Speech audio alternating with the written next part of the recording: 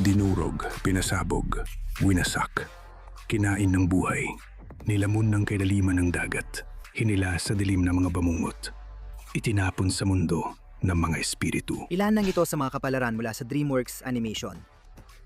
Ngayon, iraranggo natin ang mga kapalaran ng DreamWorks kontrabida mula sa hindi gaanong karumal-dumal hanggang sa pinakakarumal-dumal. Ang una sa listahan ng hindi gaanong karumal-dumal na tadhana sa DreamWorks ay si Eris mula sa Sinbad, A Legend of the Seven Seas. Sa ilang kontrabida, parang nakakaligtas sila sa kanilang mga kasalanan. Parang gumawa sila ng tunay na mga gawaing terorista, pero napakagaan lang na naging parusa. Si Eris lang ang iba, dahil sa kanya talaga ito nangyari. At swerte mo, marami pa akong pupuntahan. Marami pa akong sisirain. Mga bagay na nanakawin. Siguro nga, hindi madaling parusahan ng isang diyosa ng kaguluhan. Pero may nakakatawa sa nakakakilabot na paraan sa makita mong may karakter na hayagang umaamin na wala siyang natutunan. Na ipagpapatuloy pa rin niya ang parehong mga kasalan ng ginawa niya sa buong pelikula. At gagawin pa niya ito sa hinaharap at hindi pa rin siya napaparusahan para dito. Oo, Peter. Mukhang may natutunan kang mahalagang aral. Hindi. Kasunod sa listahan ay si Chunky mula sa The Croods. Yung trope na mula sa gustong pumatay tungo sa pagiging alaga ay mahalagang bahagi ng kwento ng DreamWorks. At si Chunky ang perpektong halimbawa nito. Nang pilitin ng ikatlong bahagi ng kwento sina Grog at Chunky na magtulungan para makaiwas sa pagkalipol, naging magkaibigan sila mula sa pagiging magkaaway sa napakabilis na panahon. Dahil nagkaroon siya ng mga bagong kasama dahil sa kanyang mga maling gawa, masasabi mong mas maganda pa ang naging katapusan ni Chunky kaysa kay Eris. Pero ilalagay pa rin natin siya sa mas mababang pwesto kaysa kay Eris. Dahil talagang nararapat lang na makaligtas siya ng walang parusa. Samantalang si Eris ay hindi naman talaga karapat-dapat. Sa parehong usapan, naroon si Reyna Barb mula sa Trolls World Tour na nakatanggap ng mahabaging pagkakataong magbago matapos subukang sakupin ang mundo gamit ang musika. Ang pananaw niya ay halos isang pandaigdigang asimilasyong kultural. Sa madaling salita, gusto niyang pag-isahin ang mundo sa pamamagitan ng puwersa gamit ang pagmamahal sa rock music. Pagsasamahin ko ang mga troll sa iisang musika. Ang musika natin! Isa ito sa pinaka-ambisyosong plano ng DreamWorks kahit halos na pagsabihan lang siya. Pero naging maganda ang kinalabasan at naging kaibigan pa ni na Papi at ibang troll. Bagay ang tema ng kapangyarihan ng pagkakaibigan sa trolls, pero madali lang kinahinatnan ni Barb. Si Don Lino naman ay nasa pinakailalim na kategorya sa Shark Tale. Mahal mo man o hindi ang pelikula, tingin ko lahat ay sasang-ayon na hindi ganon kasama si Don Lino.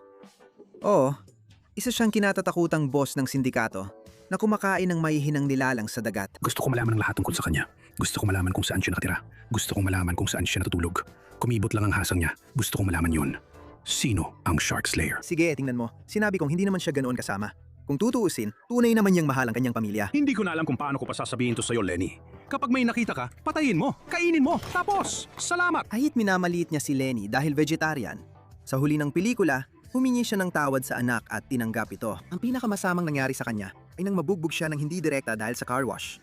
At pati na rin ang kinagat-kagat ang mukha niya ng ilang minuto ng mga galit na hipon. Mababa lang si Don Lino dito dahil kahit dito parusa, hinarap niya ang pagkawala ng anak niyang si Frankie. Sa huli, nagkaroon siya ng maraming kaibigan at natutunan ang mahalagang aral. Sa totoo lang, pwede mong sabihin na mas maganda pa ang naging kwento niya kaysa kay Oscar, pero siguro usapan na lang yan sa ibang araw. Sa ngayon, dumako naman tayo sa mga karakter na kahit papaano ay nagbayad sa kanilang mga maling ginawa. Ito ang mga kontrabida na masasabing naparusahan lang sa teknikalidad. Pinakauna rito si dating Kapitan Smek mula sa Home. Ang mga buway kilala bilang isang lahi ng mga alien na eksperto sa pagtakbo palayo sa kanilang mga problema. Henyo! Hinding-hindi nila tayo matatagpuan dito. Salamat! Disco, relate ako dyan. At kasing nakakainis niya, ganun din si Kapitan Smek, ang dati nilang minamahal na pinuno. O mas tamang sabihin, ang dati nilang minamahal at hanggang ngayon ay mahal pa ring dating pinuno. Oo, natanggal si Smek sa pwesto ni Kyle dahil nalamang isa siyang duwag at ayaw niyang harapin ang mga problema ng mga tao. Kahit inaamin naman niya ito. Pero sa dulo ng pelikula, ipinakita siyang nagpa-party sa buwan kasama ang ibang mga buv. Mahirap para sa kanya nung una na tanggapin na hindi na siya kapitan, pero mahal pa rin siya ng mga tao niya. Kaya nakapag-party pa rin siya sa buwan kasama ang marami sa kanila. Sa huli, siguro natutunan niya ang leksyon o marunong na siyang mag-DJ. Oh, gustong-gusto ko ito! Buti na lang para sa kanya. Sunod ay si Guy Ganye mula sa Turbo na parang hindi matagumpay na Chick Hicks. Dati siyang minamahal na racer at idolo ni Turbo. Bago pa niya ipinakita na gagawin niya ang lahat para talunin ang mga kalaban, handa siyang isapanganib. Hindi lang si Turbo, kundi pati ang ibang racers para lang hindi makilala bilang natalo ng isang suso sa Indy 500. Nakilala siya bilang lalaking natalo ng suso sa Indy 500 at naban at posibleng naaresto dahil sa pinsalang idinulot niya. Si Professor Poopy Pants mula sa Captain Underpants ang kasunod. Seryoso, walang nagsabi sa kanya tungkol sa palit pangalan? Hindi naman talaga. Pasensya na, pero seryoso. Matalino siyang tao at mayaman pa. Kaya niyang gumawa ng makina na nagtatanggal ng kakayahan ng bata tumawa. Pero ni minsan, hindi niya naisip palitan pangalan niya hanggang iminungkahi ni na George at Harold. Nakakatawa talaga. Dapat komedyante siya. Sir, sinasabi niyo po ba na ang buong pangalan niyo ay P.P. Dioriastine Poopy Pants Esquire? Aha, yun nga! Kung bumalik siya sa normal na laki matapos lumiit para makasakay sa bubuyog, malaking pagbabago yon. Pakiramdam ko, makakahanap ka ng imbentsyong ayos sa problema niya. Balik na ulit sa negosyo, baby! Sa linmang kaso, naglobotomy siya ng mga bata at hindi siya nabigyan ng habambuhay na sentensya na kung tutuusin, napakadali niyang tinanggap na kapalaran. Sunod naman ang pinakabatang kontrabida sa ating listahan, si Francis E. Francis. Kamahalang ng taong nagtangkang pagkakitaan ng pagmamahalang lipunan sa lahat ng cute ay naparusahan sa pamamagitan ng pagiging cute din niya, isang walang magawang sanggol. Sige, baka hindi siya maliit, pero siguradong wala siyang magawa. Sa isang banda, oo, siguradong mahirap tanggapin na kailangan mong palakiin ulit mula sanggol. Sa kabilang banda naman, alam naman natin na ang mga sanggol ay kilala sa pagiging laging napagbibigyan sa lahat ng gusto nila. Kung napanatili man niya ang isipan niya bilang isang adulto o hindi, ayos na rin ang kapalit na yon. At kung tutuparin ni Eugene ang kanyang pangako, sana ay maging mas mabuting tao si Francis kapag natapos nila siyang palakihin muli. Kasama din dito ang mga fossa mula Madagascar. Hindi man sila pinakamasama sa listahan, pero sa pelikula nila, kabilang sila sa pinaka-nakakatakot. Matagal nang pinahihirapan ng mga fossa ang mga lemur. Kahit sa tuwing mababanggit lang sila, nagkakagulo at natataranta na agad ang buong grupo. Buti na lang, nagawa ni Alex na pigilan ang pagiging mandaragit niya at ginamit ang lakas para takutin ang mga fossa. Kaya tumakbo sila palayo at di na muling nanghuli ng lemur. Parang madali, pero pag-isipan mo, kailangan na ngayon maghanap ng mga fossa ng panibagong mapagkukunan ng pagkain dahil bawal na sa kanila ang mga lemur. Mas malala pa, ngayon ay meron ng nanimila sa kanila. O kahit papaano, ay may isang tao na akala nila ay nanimila sa kanila. Maganda na may magkokontrol sa kanila, pero mahirap ang pag-a-adjust para sa mga fossa. Mas madali pa rin ito kaysa sa mararanasan ng iba at hindi ito nakamamatay na kapalaran. Hindi man sila patay, matindi pa rin ang parusa nila. Una, hindi pwedeng kalimutan si Ken ng B-movie bilang pinakatrahedyang kontrabida sa DreamWorks. Naiintindihan ko naman, mainitin ang ulo ng lalaki at hindi masarap kasama. Pero teka naman, allergic siya sa bubuyog kaya sinubukan niyang patayin ang pumasok sa bahay nila. Aba, aba, aba! Royal Flush! Para sa iba, mukhang tama yun.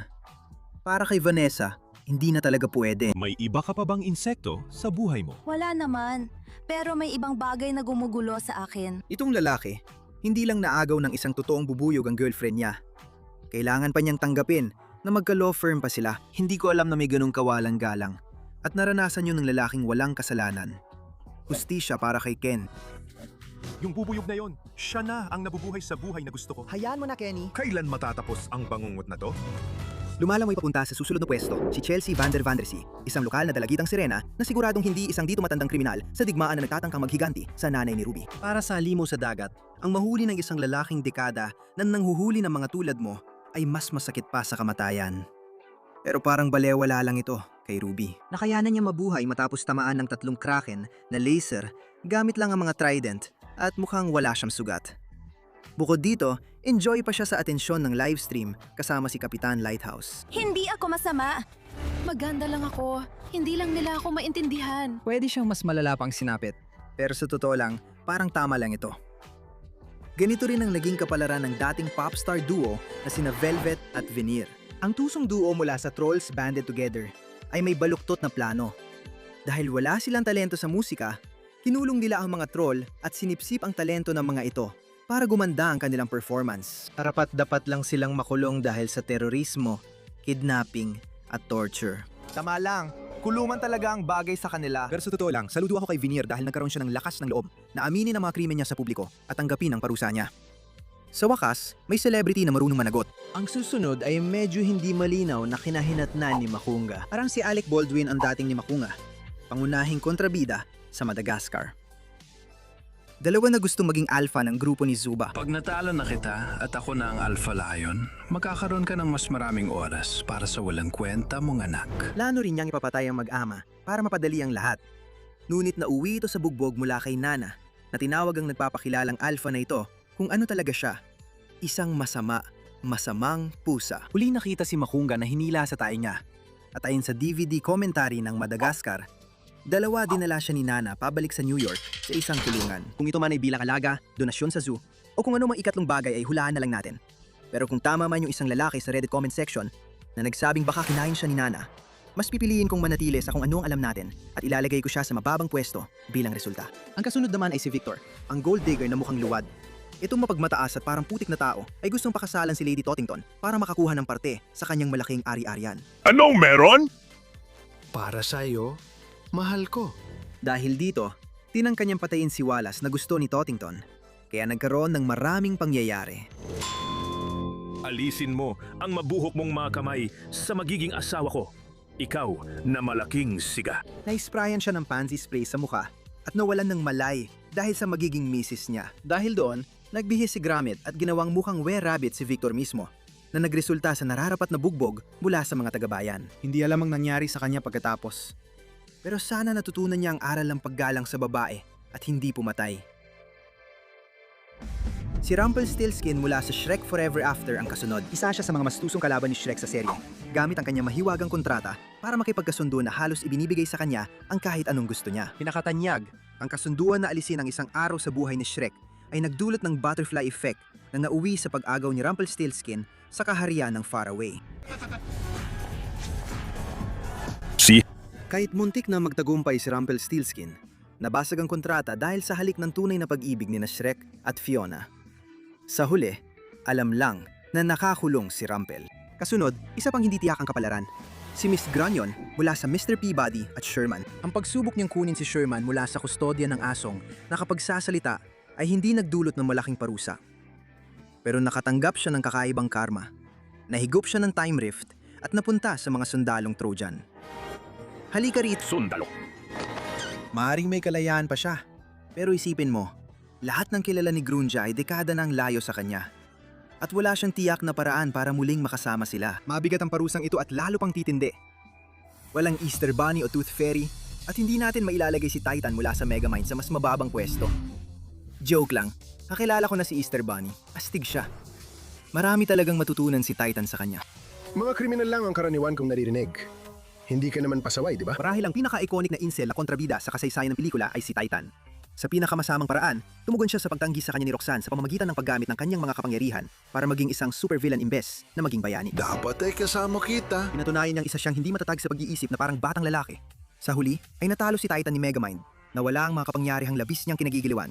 At ng kabalintunaan, ipinadala siya sa parehong kulungan kung saan nakakulong noon si Megamind.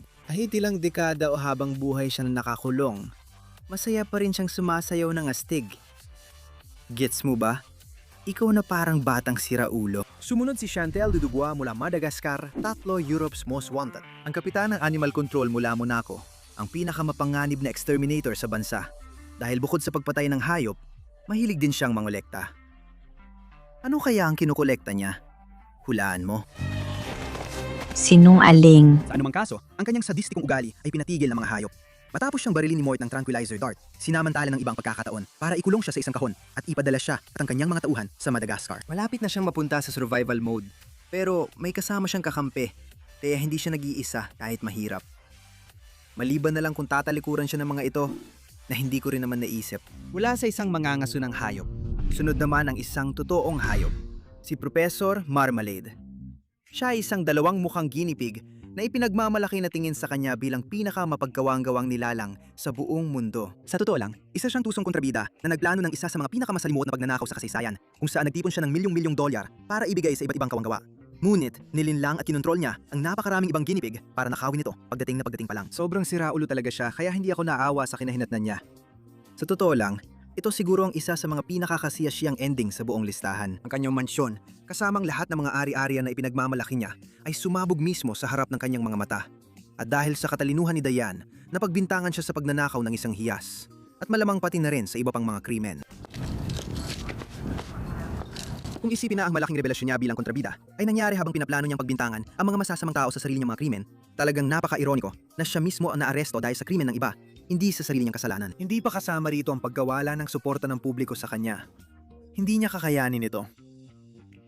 Sunod naman si Vincent mula sa Over the Hedge. Sa totoo lang, ang katotohanang nabuhay pa si Vincent ay isang himala na talaga. Sa tulong ni Hami, naitali si Vincent at tinamaan ng Deep Helter Turbo, isang ipinagbabawal na sandata na kayang sirain ng satellite gamit ang malakas na laser. Ang D-Belter Turbo. Maganda. Para sa maraming, Hapti! maaring nakaligtas siya doon sa kung anong paraan. Pero dahil sa tagal ng pagsabog, masasabi nating tiyak na matindi ang tiniis niyang sakit. At hindi pa kasama doon ang pagkalagas ng buhok. Ilalagay sana namin siya sa mas mababang pwesto, pero pinalaya siya sa Rockies pagkatapos ng mga pangyayari sa pelikula na magbibigay sa kanya ng panibagong simula at sana ay mahalagang aral tungkol sa hindi pambubuli. Papalapit na sa dulo ng seksong ito ay isang doubling entry. Jack at Jill mula sa Puss in Boots. Maaring nakaligtas sila sa yapak ng Great Terror na aminadong napakaswerte, pero nasugatan sila ng husto kaya nilagay sila sa full body cast. Ibig sabihin, matagal silang masasaktan at hindi makakakilos. Ngayon, ang mga piglet na anak ang nag-aalaga sa magulang nila. Ang mga bata ang pinaka-apektado sa ganito. May argumento na baka hindi nakaligtas si Zekel Khan kahit di natin siya nakitang namatay. Nainakay niya si Cortez sa saradong pasukan ng lungsod ng Ginto. Inisip ni Cortez na nagsisinungaling siya, kaya hindi na nila ito ipinakita. Sinungaling kang pag-ano ka. Wala namang kahit ano dito. Base sa alam natin kay Cortez na walang awang pirata, malamang pinatay o inalipin niya si Zikao Khan. Parehong hindi magandang katapusan para dito. Ito ang bagong kontrabida ng DreamWorks, si Vontra mula sa Wild Robot. Karaniwan, ang crushed ay ibig sabihin na matay agad ang karakter dahil nabagsakan ng malaking bagay. Para kay Vontra, parang pagdurog ng lata ang nangyari. Ginamit ni Ross ang tractor beam ng barko niya para madurog si Vontra sa lakas ng grabidad. Patuloy lang tayong magbibigay ng pahintulot. Si Vondra ay isang robot, kaya hindi malabong isipin na maaari siyang ayusin o kahit papaano ay mailipat ang kanyang kamalayan sa ibang bagay. Isa pang benepisyo ng pagiging robot ay ang katotohanang hindi siya nakakaramdam ng pisikal na sakit, na malaking bagay para sa kanya dito. Ang tanging kailangan niyang harapin ay ang katotohanang nabigo siya sa kanyang misyon, na kung iisipin kung anong madalas gawin ng mga tao sa sirang teknolohiya, malamang ay hindi pa rin magkatapos ng maganda para sa kanya. Maaari mo kang kakaiba na ilagay si Mrs. Tweety mula sa Chicken Run dito sa hindi nakamamatay na bahagi ng ating listahan. Bagamat hindi ito isang biglaang pagsabog, isa sa pinakakartunistiko at sobrang eksaheradong pagkamatay ang naranasan ni Tweety sa mga nakita natin hanggang ngayon. Una siyang tumama sa billboard, nahulog sa palayok ng kumukulong gravy at nadaganan ng pinto. Hindi na natin siya nakitang bumangon. Sabi ko na sa'yo, organisado sila. Kung nakaligtas man siya dito, sigurado magkakaroon siya ng matitinding paso at sugat na magpapahirap sa kanya ng matagal. At sa sumunod na pelikula, Dawn of the Nugget, kinumpirma na totoong nakaligtas nga siya. Hindi lang yon, nag-asawa ulit siya at nagsimula ng panibagong negosyo ng manok na mas malupit pa.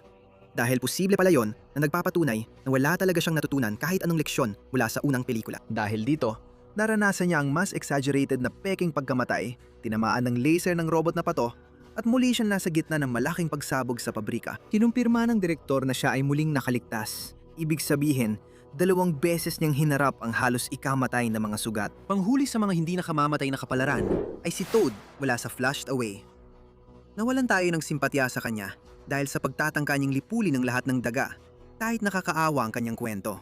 Baka nakakalimutan mo na isang daga ang nagpalaya sa akin mula sa paraiso. Pakiusap, huwag na ulit ang scrapbook. Siguro dapat tayo mapasalamat na hindi niya tinarget ang sangkatauhan dahil sila naman talaga ang nagpaalis sa kanya nung una. Buti na lang, kahit paano, hindi naging matagumpay ang plano niya. Nagawang lokohin ni Roddy si Toad, kaya naipit ang dila niya sa umiikot na gear at naiwan siyang nakabitin doon nang hindi alam kung gaano katagal. Dahil dito, wala nang pag-asa si Toad na makatakas. Nakatakas si Palaka na walang galos, pero kinumpirma na inaresto si Toad dahil sa kanyang mga krimen ayon sa mahalagang gabay ng pelikula. Kung pagbabasehan ng katotohanan ang mga krimen niya ay ang tangkang paglipol ng isang buong uri ng hayop. Sa tingin ko, matagal pa bago siya muling makakita ng liwanag ng araw. Ang natitirang kontrabida ay nakakita ng ibang liwanag at nagtungo roon, mabuti man o masama. Ito ang mabilisang pagkamatay. Isa sa ilang tunay na nagbagong loob na kontrabida ngayon ay si Humpty Alexander Dumpty, na kahit gumawa ng malulupit na krimen laban sa kanyang kapatid at dating bayan. Ayos, nakuha ko na. Nagawa natin. Tara na, alis na tayo. Sa huli, nagawa niyang tubusin ang sarili niya sa pamamagitan ng pagtulong na maibalik ang gintong gansa sa kanyang ina, ang dakilang lagim. Nang kaya lang hilahin ni Puss ang aliman kay Humpty o ang gansa pataas, tumanggi siyang bitawan si Humpty. Kaya ginawa ng dating kaibigan ni Puss ang pinakamagaling ang gawin at matindi ang pagbagsak niya. Boss, iligtas mo ang sisiw. Kung hindi sisirain ng ina ang San Ricardo. Nakakatawa man, pero manungkot talaga ang aksyonan yon. Sa huli, mukhang payapa siya at pinili niyang mamatay para sa iba. Natubos niya ang sarili niya sa huli. Kaya masaya akong si Humpty ang nagkaroon ng mapayapang kamatayan. Susunod, si Tai Long mula sa Kung Fu Panda na maaari ring matubos. Ipinadala si Tai Long sa Spirit Realm gamit ang Wuxi Finger Hold. Namatay siyang takot at tinanggap ang pagkatalo sa Dragon Warrior. Maaring hindi ito naging sobrang masakit na kamatayan o kung tutuusin, hindi rin naman sobrang tagal. Pero si Tai Long ay magpapalipas ng walang hanggan sa Spirit Realm na iniisip ang kanyang pagkatalo. Sa Kung Fu Panda, apat mukhang nahanap na niya ang kapayapaan. Tinanggap si Po bilang Dragon Warrior at ipinakitang kaya pa rin niyang magbago. Baka tama si Ugwe tungkol sa'yo. Natutunan ni Tai Lung ang leksyon niya, kaya't mas madaling tanggapin ang katapusan niya bilang kontrabida sa DreamWorks. Samantala, hindi karapat-dapat ang biglang pagkamatay ni Fairy Godmother sa Shrek 2. Ang pinakakailangan niya ng isang bayani, wala ni isa ang dumating, maliban kay Harold, na naging bayani para sa kanyang pamilya. Pero ang pinakamasamang bangungot ni Fairy Godmother, nang ibalik ni Harold sa kanya ang kanyang mahika. Binigyan niya si Fairy Godmother ng isang tunay na kakilakilabot na kapalaran. Naging mga bula siya. Oo, biro-biro lang. Pero isa talaga ito sa mga hindi gaanong malagim na wakas para sa isang kontrabida ng DreamWorks. Kung nakakaramdam ng sakit ang mga bula, mag-iiba siguro ang usapan. Pero mabilis lang naman ang pagsabog nila. Kaya hindi ko masasabi na dapat mas mababa pa siya. Si General Mandible mula sa Ants ang susunod. Lumabas siya sa pinaka-hindi pambatang DreamWorks film, kaya akalain nung madugo ang kanyang kamatayan. Pero kabalintunaan, isa ito sa pinakasimple. Nahulog ang lalaki sa kanyang kapahamakan at namatay agad sa pagbagsak. Na naniniwala akong iba ang tingin ng kasaysayan dito. Hindi tulad kay Humpty, hindi niya sariling desisyon ng mamatay. At wala kang makikitang kapayapaan sa mukha niya. Sa kasamaang palad para sa kanya. Si Prince Charming ay napunta sa mababang pwesto sa ating listahan at yon ay dahil siya ang unang kontrabida dito na nadurug hanggang mamatay. Muntik nang makuha ng makasariling maharlika ang gusto niya. Plano niyong patayin si Shrek bilang ganti sa harap ng mga tagahanga. Isang bagong panahon ng sa wakas ay nagsisimula na! Ngunit nabigo ang kanyang plano na patayin ng ogre nang siya ay nadaganan ng isang Thor na bato. Alam mo, yung Thor na bato na literal na bahagi ng set na ginawa niya para sa kanyang malaking palabas. Dapat ito na ang aking masayang wakas. Charming, maganda naman ang naging pagtatapos mo.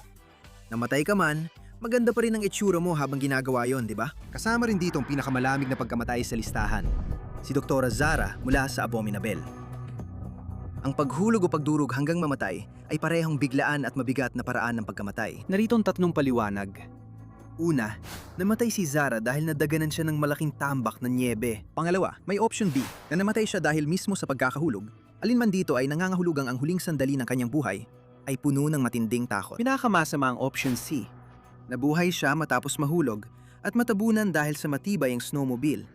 Pero mas malupit pa yon. Bagamat malamang agad siyang namatay, nakakakilabot isipin na maaari rin siyang namatay sa gutom o ginaw. Pero nakakabalintuna, ito na ang huling entry bago tayo pumunta sa kategorya ng mga talagang karumal-dumal na katapusan na tatawagin nating mga brutal na pagkamatay. Ang gustong maging alpha ng mga dragon, si Drago Blood the Bloodfist, ay mahusay na kontrabida kay Hiccup sa How to Train Your Dragon 2. Imbis na maging kaibigan ng mga dragon, si Drago ay malupit at kinagamit ang lakas nila para sakupin ang mundo. Isa siya sa pinakamapanganib na kontrabida ng DreamWorks. Akin ka na yun. Bagamat hindi pinakita sa screen ang kanyang pagkamatay, muntik na makamit ni Drago ang kanyang layunin, ngunit nanaig ang kapangyarihan ni Toothless laban sa kanyang sariling dragon, dahilan upang silang dalawa ay mapunta sa kailaliman ng dagat. Bagamat posibleng nakatakas siya, siguradang masakit ang pagkatalo kung siya mismo ay binagsak ng nilalang na muntik na siyang ipanalo. Ibig kong sabihin, nararapat lang na masakit ang kanyang pagkatalo, pero ganun pa man. Sa halos kaparehong sitwasyon ay ang susunod namang kontrabida sa seri ng Dragon, si Grimmel the Grizzly. Tulad ni Drago, nahatulan si Grimmel ang kapahamakan sa kailaliman ng dagat. Hindi tulad niya, gayon pa man, mas kaunti ang pagdududa na namatay talaga siya. Kung hindi siya namatay dahil sa bagsak, na mas malamang na nangyari dahil sa sobrang taas ng pinagmulang nahulog siya, siguradong nalunod siya dahil masyado siyang sugatan para makalangoy papunta sa kaligtasan. Tingnan mo pa ang matinding takot sa kanyang mga mata at masasabi mong napakapait ng kanyang sinapi. May isa pang kontrabida, si Shen ng Kung Fu Panda 2 na muntik na magtagumpay. Dahil sa propesyang magwawakas siya sa kamay na mandirigmang itim at puti, gumawa siya ng makatuwirang hakbang. Pinatay niya lahat ng panda sa mundo, naging genocidal na kriminal sa digmaan, at isa sa pinakamasamang kontrabida ng DreamWorks. Napakalungkot ng mga mukha nila. Sa kapalarang baliktad, nadaganan si Shen ang kanyon na dapat sana ay gagamitin niya laban kay Po. Kahit nakaligtas siya roon, tiyak na mamamatay rin siya sa kasunod na pagsabog ng mga paputok. Sunod, si Jack Horner mula sa Puss in Boots, The Last Wish, ay isang masamang tao at ipinagmamalaki pa ito. Layunin niyang gamitin ang Wishing Star para kunin ang lahat ng mahika sa mundo para sa sarili niya lang. Kaya ang pagkamatay niya sa Wishing Star ay isang magandang ironikong twist. Paalam. Bagamat muntik na niyang makuha ang gusto niya, natulak siya sa sumasabog na Wishing Star at namatay na nagtataka kung bakit siya pinarusahan ng ganon. Napakabait ko talaga, hindi ba? Kilala ko si Jack, sigurado akong mas marami pa siyang pinasabog na tao kaysa sa karaniwan. Kaya naman may saysay na magtaka siya kung alin sa mga ginawa niya ang naging dahilan ng ganitong karumal-dumal na katapusan. Ngayon, pag-uusapan natin si Galaxar sa Monsters vs. Aliens. Kung naipit ka sa barko magse-self-destruct, hindi na kailangang ipaliwanag kung nabuhay pa ang kontrabida. Walang nangyari. Baka malibilang ko. Oo, maaring naprotektahan ng escape pod si Galaxar mula sa pinakamasamang pagsabog. Pero lalo nitong pinalala ang sitwasyon. Mas tumagal pa sana ang paghihingalo niya kung nakatulong ang armor ng escape pod, o baka mas pinatindi lang nito ang init at presyon mula sa pagsabog. Sino ang nakakaalam kung ang pagsabog na ang pinakamagandang mangyari, siguradong masama ang kalalabasan mo. Sunod, ang chef mula sa Trolls. Marami tayong nakitang mga pagkamatay na may kabalintunaan ngayon, pero chef ang pinakamalala. Tamang-tama lang na ang kontrabidang gustong kumain ng troll, siya ring kinain ng mas malaking nilalang. Hindi lang nakakatakot mamatay ng tinutunaw sa tiyan, may dagdag pa. Si Krieg na kinain din ng parehong halimaw ay nakaligtas at bumalik sa Beast Goes On na cartoon series. Masama ng matunaw sa tiyan, tapos kailangan mo pang daanan ng trauma. Pero kahit paano, minsan lang naman siyang kinain. Higit pa yan kaysa sa masasabi natin tungkol kay Lord Farquaad, isa sa pinaka-iconic na kontrabida ng DreamWorks. Ang ogre ay na-in-love sa prinsesa! Diyos ko! Nung nagkamali siya ng panghihimasok sa pagmamahalan ni Shrek at Fiona, natagpuan niya ang sarili niya sa maling panig ng tiyan ng isang gutom na dragon. Masama na yon, lalo pat ilang saglit na lang, ay matutupad na sana ang pangarap niya maging hari. Kasama pa ang Shrek 4D, kung saan ang multo ni Farquaad ay naghihiganti kay Shrek at gustong pakasalan si Fiona kahit patay na siya. Malapit na tayo magsama, magpakailanman. Nakakatawa, pareho pa rin ang ending. Kinain ulit ng dragon. Hindi ko alam na pwede palang kainin ng mga multo sa cartoon logic. Pero may kakompetensya na si Pac-Man. Bago tayo sa huli nating kategorya, talakayin muna natin ang iba pang pagsabog. Tulad ng kay Kai sa Kung Fu Panda 3. Sa kasagsagan ng huling laban niya kay Po, napagdesisyunan ng huli na ang tanging paraan para talunin ang baliw na sabik sa China ito ay ibigay sa kanya ang mismong gusto niya. Lahat ng China kayang gamitin ni Po na napatunayang sobra para kay Kai at hindi niya ito kinaya. Hindi! Sobra na yan! Sobra na! Hindi! Habang maraming karakter ang muntik ng manalo pero nabigo, si Kai naman ay nakuha ang kapangyarihan na hinahanap niya. Ngunit yun din ang nagpasabog sa kanya mula sa loob. Isa lang ang mas malalang pagsabog. Ang pagkamatay ni Red Death sa How to Train Your Dragon. Kulay abo siya, hindi pula. Pero patay pa rin siya kahit ano pang kulay niya. Tinaman siya ni Toothless ng isang fireball sa lalamunan na naging dahilan ng pagsabog ng kanyang katawan mula sa loob dahil sa sunod-sunod na malulupit na pagsabog. Dahil sa laki ni Red Death, matagal bago siya tuluyang nawasak ng mga pagsabog.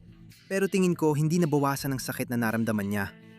Ngayon, si Red Death na ang huling totoong pagkamatay sa listahan. Maniwala ka, itong 4 ay mas malala pa ang kapalaran kaysa kamatayan at baka mainggit pa sila kay Red Death. Hindi man kilala, ang Chameleon sa Kung Fu Panda 4 ang may pinakamamangis na katapusan sa mga kontrabida. Sa teknikal na usapan, namatay ang Chameleon pero hindi siya agad pinadala sa Spirit Realm gaya ni Tai Long. Pinasabog sa Spirit Realm gaya ni Kai o basta pinasabog na lang gaya ni Shen. Basta natalo lang siya ni Po at Jen. Pagkatapos noon, nawala sa kanya lahat ng kapangyarihang pinaghirapan niyang makuha na mukhang napakalaki ng kapangyarihan. Hinila siya, nagpumiglas at sumigaw. Dinala sa Spirit Realm ni Tai Long kasama ang ibang master na ginamit din laban kay Po, si Jen. Hindi na namin siya nakita pagkatapos noon. Hindi ko akalaing may welcome party si Tai Long para sa kanya. O baka meron nga. Sino ba ako para mag-assume? Bronze medal na kalupitan, napunta kay Dave sa Penguins of Madagascar. Sa dami ng malupit na nangyari ngayon, para magaang parusa lang ang matrap sa snow globe.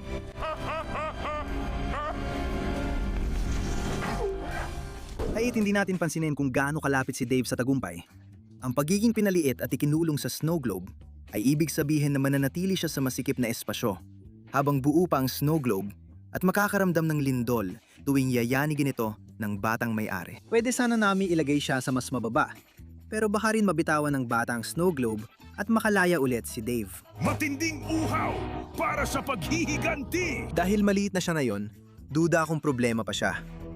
Oras na para dumako tayo sa pilak na medalya ng kalupitan, Haring Ramses ang ikalawa. The Prince of Egypt ay isa sa mga unang pelikula ng DreamWorks at maaring isa sa pinakamagaganda na nagsisilbing magandang pagsasalaysay muli ng kwento sa Biblia tungkol sa Exodus. Kasama dito ang pagkatalo ng pareyon dahil sa 10 salot mula sa Diyos sa tulong ng kanyang kapatid. Lahat ng mga salot na ito ay talagang mabibigat, ngunit ang pinakamasaklap ay ang ika-10 at huli kung saan nawala ni Ramses ang kanyang anak at napilitan siyang harapin ang katotohanan na ang kanyang kayabangan ang naging dahilan ng pagkamatay ng kanyang minamahal na anak. Iwan mo ako! Parang hindi pa sapat ang lahat ng yon, sinubukan pa niyang bumawi sa huling pagkakataon sa pamamagitan ng pagpapadala ng kanyang hukbo para habulin si Moises, na nauwi sa pagbagsak ng nahating dagat na pula sa kanila, at nalunod ang buong hukbo ng paraon sa proseso. Nawalan si Ramses ng lahat. Wala ng kapatid. Patay ang anak, at wasak ang hukbo dahil sa sarili niyang utos. At napilitang mag-isa sa kanyang trono magpakailanman. Mahirap isipin ang mas grabe pang pagkatalo. Pero sa huli, natapos din ang paghihirap ni Ramses. Si Pitch Black mula sa Rise of the Guardians ang nakakuha ng unang pwesto natin dahil sa mismong dahilan na iyon. Narapat lang ng halimaw na gustong ilubog ang mundo sa walang hanggang dilim at takot ay nagtapos din sa kapalarang iyon. Sa kanyang pagkatalo, si Pitch Black ay hinilapalayon ng mga purong bangungot. At kahit na sinisiguro niya sa mga Guardians na babalik siya, may kung ano sa mga sigaw niyang puno ng takot at kawalang pag-asa na nagsasabi sa akin na malabong mangyari yon. Sa wakas, may isang taong marunong mag-enjoy kahit papaano. Si Pitch Black ay parang hinatulan sa isang impyernong psikolohikal na halos walang pag-asang makatakas. At dahil siya ay immortal, wala talagang paraan para matapos ang kanyang pagdurusa kahit anong anggulo mo patingnan. Hindi niya naabot ang kanyang layunin. Pinahihirapan siya ng kanyang mga takot at hindi man lang siya makapagsumamo man lang na mamatay na para matapos ito. Grabe. Pareho lang talaga sila ng isang silosong lila na pugita. Isipin mo yon,